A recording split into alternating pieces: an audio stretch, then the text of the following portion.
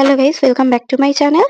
তোমরা দেখছো রাজকীয় রান্নাঘর, আর আমি ইন্দ্রাণী তোমাদের মাঝখানে আবারও একটা নতুন রেসিপি নিয়ে হাজির হয়েছি। আজকে আমরা সরাসরি বাজার থেকে মাছ কিনে আনবো, ইলিশ মাছ কিনছি আজকে, ইলিশ মাছের রেসিপি। দেখো দুটোই বড় বড় তোলো। এই মাসিটার কাছ থেকে আমরা মাছ কাটিয়ে নিয়ে বাড়ি যাব। তো মাছ কাটতে দিয়ে দিয়েছি কিনে নিয়ে, আর তার সাথে অনেক গল্পও করেছি। মাসিটা জিজ্ঞেস করছিল আমাদেরকে যে কত নিয়েছে, কিরকম সাইজের এটা। তো এটা আমাদের 2.5 কিলো সাইজের একটা ইলিশ মাছ ছিল। তো এখানে মোটামুটি অনেকগুলোই পিস হয়েছে, আমি ওর থেকে কিছুটা পিস নিয়ে রান্না করা শুরু করেছি। তো মাসিটা জিজ্ঞেস করলো কত দাম নিয়েছে, তো দাম তো মোটামুটি ঠিকই নিয়েছে, আর এটা অফ সিজনের ইলিশ মাছ, একটু তো দাম হবেই বললে কথা। তো ইলিশ মাছটা অফ সিজন হলে কি হবে, খুব সুন্দর টেস্টও ছিল।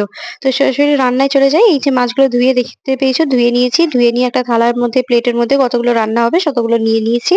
নিয়ে নুন আর হলুদ মাখিয়ে রাখছি। খুব সুন্দরভাবে নুন আর হলুদটাকে মাখিয়ে একদম রেখে দিচ্ছি। রেখে এটা 10-15 মিনিটের ওপর আমি এটা রেখে দেবো, যাতে মাছে নুন আর হলুদটা ঢোকে ভালো মতো।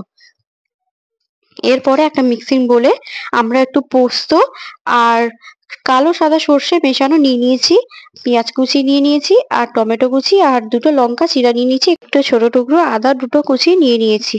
নিয়ে এটাকে ভালো মতো ভাবে বেটে নিয়েছি, দেখতেই পাচ্ছ। এবারে যে থালায় আমি মাছগুলোকে রেখে দিয়েছিলাম, ওই মশলার পুরো পেস্টটা, আমি কিন্তু এটা কিন্তু ছাকাছাকির কোনো কিছু করিনি।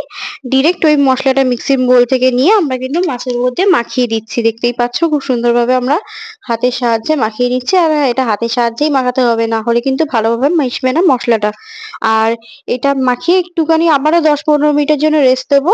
আর মাঝখানে একটু তেল ছড়িয়ে দিচ্ছি, যাতে এই মশলাটার উপর তেলটা দিয়ে রাখতে একটু ভালো মতো সর্ষের তেলে ঝাঁঝটাও যাতে লাগে। এরপরে আপনার গ্যাস অন করে কড়াই বসিয়ে দিয়ে, দেখতেই পেলে প্রথমে একটা কালো জিরে ফোড়নের জন্য দিয়ে দিয়েছি। তো কালো জিরেটা কিন্তু একটুখানি শুকনো কড়াই আমরা ভেজে নিয়েছি। তো ভেজে নেওয়ার পরে একটু তেল দিয়ে ওটাকে ভেজে নেওয়ার পরে আস্তে আস্তে মাছগুলোকে আমরা ডিরেক্ট ছেড়ে দিচ্ছি। মশলা মাখানো যে মাছগুলো রেখেছিলাম সেগুলোকে আমরা ছেড়ে দিয়েছি, দেখছো।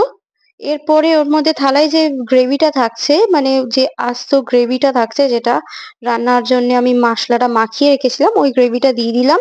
আলাদা করে কিন্তু আমি কোনো আর তেল অ্যাড করছি না এখানে, দেখতেই পাচ্ছ।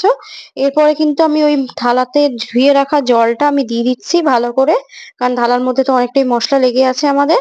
তো ভালো করে ধুয়ে আমরা পরিমাণ মতো জল দিয়ে দিচ্ছি মাছগুলো সিদ্ধ হওয়ার জন্য, আর ভালোভাবে ফুটে এপিট ওপিট হবে সেই রকম পরিমাণ জল দিয়ে দিয়েছি আমরা। এবারে আমরা এই মাছগুলোকে একটু ডুবিয়ে দিচ্ছি, আর ওয়েট করব এখানে ফোটার জন্যে। এটা কিন্তু খেতে খুব সুস্বাদু হয়। আর এটা আর কোনো কিছু ঝামেলা নেই এর মধ্যে। একটু হলুদ আর নুন একটু দিয়ে দেবো। এবারে এই নুনটা কিন্তু পরিমাণ মতো দিতে হবে, কারণ মাছটা কিন্তু নুন মাখানো আছে, মাছটা কিন্তু আমরা ভাজিনি। এই যে একটা পিঠ ফুটে উঠেছে যখন, আমরা এই মাছগুলোকে আস্তে আলতো হাতে উল্টে দেবো। ইলিশ মাছটা নরম জাতীয় মাছ। শুধু ইলিশ মাছ বলে নয়, যে কোনো সামুদ্রিক মাছ, মানে সমুদ্রের মাছ কিন্তু নরম জাতীয় মাছ হয়। তো আমরা আলতো হাতে এইগুলোকে করতে হয়, সেটা সবাই জানো। আবারও আমিও বলেও দিচ্ছি, আমাদের কিন্তু এই ইলিশ মাছটা আলতো হাতেই উল্টাতে হবে, না হলে কিন্তু ভেঙে যাওয়ার খুব সম্ভাবনা বেশি থাকবে। আর এই যে ফুটতে ফুটতে দেখতে পাচ্ছ এটা কতটা কমে এসছে, আর কিরকম কালার চলে এসছে। আমি কিন্তু এক্সট্রা করে কোনো কালার বা তেল অ্যাড করিনি। ইলিশ মাছের যে তেলটা ছিল ওটা বেরিয়েছে, প্লাস আমি যতটা তেল দেখিয়েছি অতটাই আমি দিয়েছি, এক্সট্রা কোনো তেল অ্যাড করিনি। খেতে কিন্তু সুন্দর হয়, খুব সুস্বাদু হয়। আর এটা গরম ভাতের সাথে খুব ভালো লাগবে। এই যে আমি এটা প্লেটিং করছি, দেখো আমাদের রান্না শেষও হয়ে গেছে, জাস্ট আর কিছু করার নেই ওখানে।